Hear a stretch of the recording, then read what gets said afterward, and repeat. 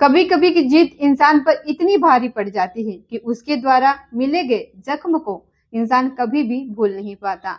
दरअसल एक शादी समारोह चल रहा था जो कि उत्तर प्रदेश के जिला अमरोहा में होता है और उसी शादी में आया हुआ था एक लड़का जो कि मेरठ का रहने वाला होता है।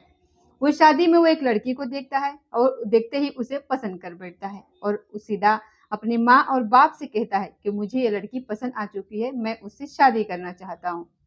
दरअसल वो लड़की उसके सगे मामा की लड़की होती है और ये दोनों आपस में मामा फूफी के बच्चे होते हैं। तो जब लड़का जिद करता है तो लड़की तक ये बात पहुंच जाती है। लड़की ने जैसे ही ये बात सुनी, लड़की को थोड़ा गुस्सा आ जाता है। वो शादी करने से इनकार कर देती है और कहती है कि मैं तो तुम्हारी शक्ल भी देखनी पसंद ना करूं। लड़का जब ये बात सुनता है तो उस लड़के को इतना गुस्सा आ जाता है कि उसने कहा कि अब तो चाहे कुछ भी हो जाए, शादी तो मैं तुमसे ही करूंगा। अपने माँ बाप से कहता है और माँ बाप से कहने के बाद कुल मिलाकर के शादी की बात तय हो जाती है और शादी हो भी जाती है। जब शादी हो रही थी तो बहुत धूमधाम से हो रही थी, क्योंकि जिस व्यक्ति की वो बेटी होती है वो अपना रसूखदार व्यक्ति होता है। तो बहुत धूमधाम से वो अपने बेटी की शादी करता है। शादी के बाद लड़की विदा हो जाती है और विदा होने के बाद सुहागरात के सेट पर वो पहुंचते हैं तो वो दोनों आपस में एक दूसरे से बातचीत कर रहे थे। लड़का जिद पकड़ लेता है और कहता है कि तुम्हारे शादी में तुम्हारे पिता ने लगभग कितने रुपए खर्च किए होंगे। लड़की कह बैठती है कि ठीक है, अगर तुम पूछ ही रहे हो तो बता देती हूँ, लगभग 25 लाख रुपए के आसपास लगे हैं। जैसे ही लड़के ने ये बात कही, उसने कहा कि मैंने तो अपनी बेइज्जती का बदला लेने के लिए शादी करी थी। सुबह होने से पहले, दिन निकलने से पहले 25 लाख रुपए का इंतजाम कर दिया जाएगा। तुम पैसे को लेकर के अपने घर चले जाओ और मैं तुमसे जिंदगी भर के लिए छुटकारा चाहता हूँ, यानी कि तलाक चाहता हूँ। बस तलाक हो जाता है, लड़की अपने घर चली जाती है। यह बात साल 2015 की होती है। साल 2024 आ जाता है, लेकिन लड़की फिर शादी नहीं करती। दरअसल उस लड़की की जिद ने उस लड़की की जिंदगी को पूरी तरीके से बर्बाद कर दिया। जब जब उस लड़की की बात शादी की चलती है तो लड़की सिहर जाती है, परेशान हो जाती है। जाहिर सी बात है कि शादी का फैसला कुछ होता ही ऐसा है। मगर आज की कहानी जो मैं आपको सुनाने जा रही हूँ, इस कहानी में भी कुछ ऐसा ही होता है। एक जिद के खातिर मियाँ और बीबी एक दूसरे से दोनों अलग हो जाते हैं और अलग होने के बाद जब वो लोग मिलते हैं तो ये पूरे सोशल मीडिया पर एक मिसाल बन जाते हैं। जहां जहां तक एक खबर पहुंचती है, लोग उनकी मिसालें देते हैं, उनकी बातें करते हैं और कहते हैं कि लोग हो तो ऐसे हो, वरना बिल्कुल भी ना हो। नमस्कार, स्वागत है आपका हमारे चैनल पर। आज की जो सच्ची घटना मैं आपको सुनाने जा रही हूँ, ये सच्ची घटना है उत्तर प्रदेश का एक जिला लगता है रामपुर। दरअसल रामपुर शहर की ही एक बात है। मैं बात कर रही हूँ 2 और 3 जून 2024 की रात। रामपुर सिटी के अंदर एक शादी समारोह चल रहा था और उस शादी समारोह में सभी जैसे घराती बाराती बाकी सब लोग आते हैं, वैसे ही वो लोग आए हुए थे। खाना पीना चल रहा था, खुशियां लोग एक दूसरे से बांट रहे थे। एक 42 साल के आसपास की एक महिला होती है जिसका नाम उमा नाम होता है और उमा दरअसल आराम से उसके हाथ में खाने की थाली लगी हुई थी और जैसे ही उसने पहला निवाला या पहला कवर अपने मुंह में देने की कोशिश करी कि सामने खड़े हुए एक व्यक्ति पर उसकी नजर पड़ जाती है।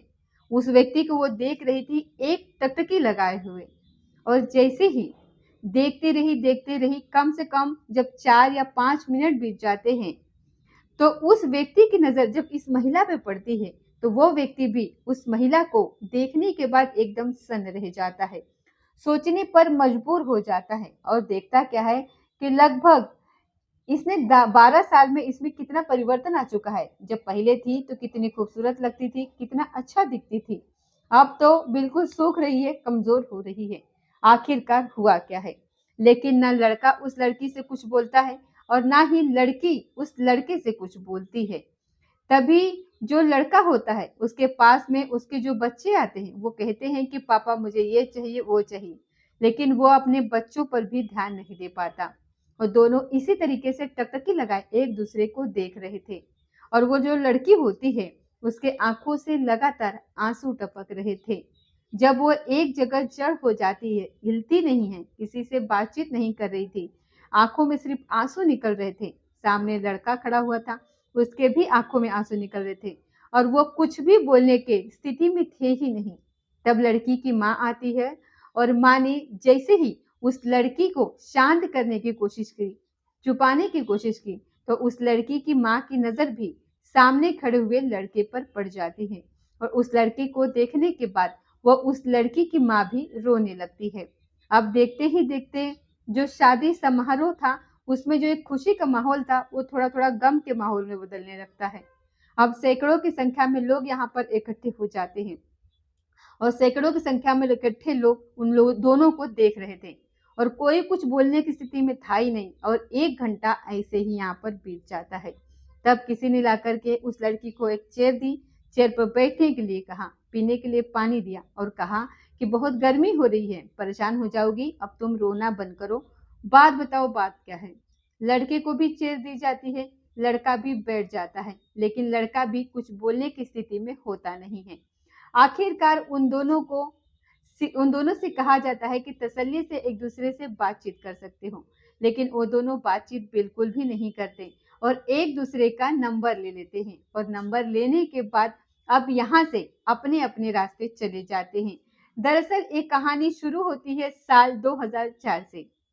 साल 2004 में रामपुर जिले का ही एक थाना लगता है अजीम नगर और अजीम नगर थाना क्षेत्र का एक गांव होता है इमरता।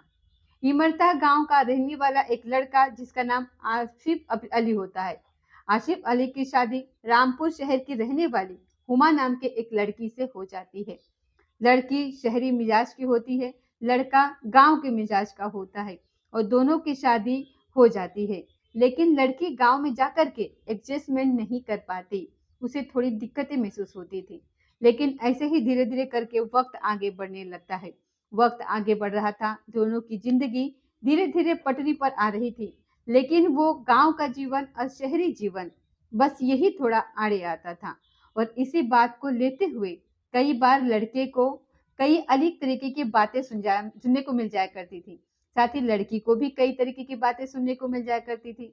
ऐसे ही वक्त आगे बढ़ता है, साल 2012 की ये बात है और इन दोनों के बीच में कुछ इस तरीके से खटास पैदा हो जाती है कि ये दोनों एक दूसरे से बेइंतहा लड़ना शुरू कर देते हैं। जबकि इनको 4 बच्चे पैदा हो जाते हैं, 3 लड़कियां और 1 लड़का पैदा हो जाता है। अब दोनों परिवार वालों के सहमति के बाद इन दोनों का तलाक हो जाता है। बकायदा इसकी पंचायत बैठती है और पंचायत ने जो फैसला लिया था, उस फैसले को दोनों परिवार आपस में मान्य कर लेते हैं और मान्य करने के बाद लड़के के हिस्से में 2 बेटियां और 1 बेटा आता है और लड़की के हिस्से में 1 लड़की आती है और यहाँ से तलाक होने के बाद दोनों एक दूसरे से हमेशा हमेशा के लिए अलग हो जाते हैं। अब एक दूसरे के बारे में ना किसी ने जानने की कभी कोशिश की कि वो कहाँ है, किस हाल में है, कैसे रह रहे हैं। वो जो लड़का होता है वो अपने 3 बच्चों के साथ अपनी जिंदगी गुजार रहा था। उधर वो लड़की अपने एक बेटी के साथ जिंदगी गुजार रही थी और धीरे धीरे कर करके ऐसे ही वक्त आगे बढ़ने लगता है।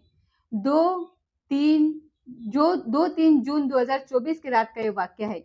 रायपुर शहर के अंदर एक शादी का समारोह चल रहा था और उस शादी समारोह में जैसे ही उस लड़की ने उस अपने पहले पति को देखा, तलाक होने के ठीक 12 साल बाद, तब उसे उसकी बेइंतहा याद आ रही थी और अलग होने की वजह हो या फिर उनके मिलने की वजह हो या फिर जो भी उनकी वजह रही होगी, हर वजह को याद करते करते 1 घंटा बीत जाता है। दोनों एक दूसरे को देखते हुए सिर्फ आंखों से आंसू ही बहा रहे थे और यहाँ से जब अलग होते हैं तो नंबर लेते हैं और नंबर लेने के बाद दोनों ने जब एक दूसरे को मैसेज करा तो मैसेज करने में सिर्फ सबसे खूबसूरत बात ये थी कि उनके मुंह से कुछ और नहीं निकला था कि मुझे हो सके तो माफ कर देना।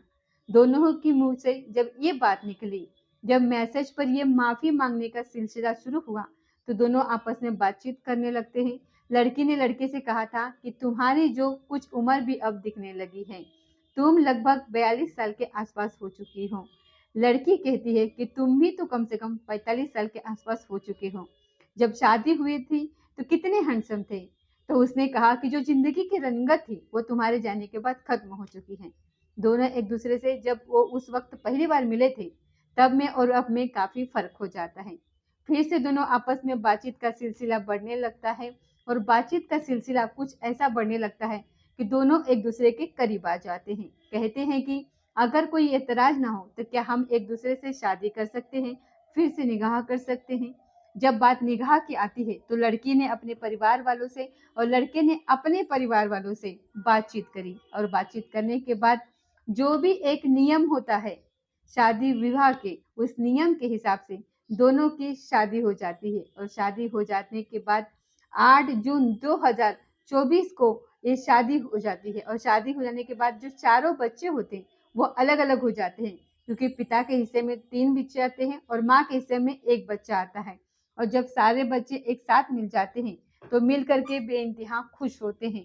इतने लंबे साल बीतने के बाद भी बच्चे जो होते हैं, जो 3 अपने माँ को कहीं न कहीं भूल चुके थे और एक बेटी जो अपने माँ के साथ रहती थी, वो अपने पिता को भूल चुकी थी। और जब ये सब आपस में मिलते हैं, तो उसके बाद ना केवल जैसे शादी में 1 घंटे तक रोए थे, फिर वो कई घंटे तक ऐसे कभी खुश होते थे, तो कभी रोते थे और इसके बाद इन्होंने फैसला किया कि अब ज़िंदगी भर साथ रहेंगे और साथ ही जिएँगे। यहाँ से निकलने के बाद ये सीधा उत्तराखंड के वादियों में जाते हैं, घूमते हैं, फिरते हैं, लेकिन ये बात किसी भी तकरीब से एक पत्रकार तक पहुँच जाती है और वो पत्रकार होता है आज तक का एक रिपोर्टर है आमिर खान। आमिर खान तक जब ये बात पहुँचती है तो आमिर खान ने ये खबर अपना जो चैनल था उस पर प्रकाशित करा और ये खबर मैंने भी उन्हीं के माध्यम से प्राप्त करी है।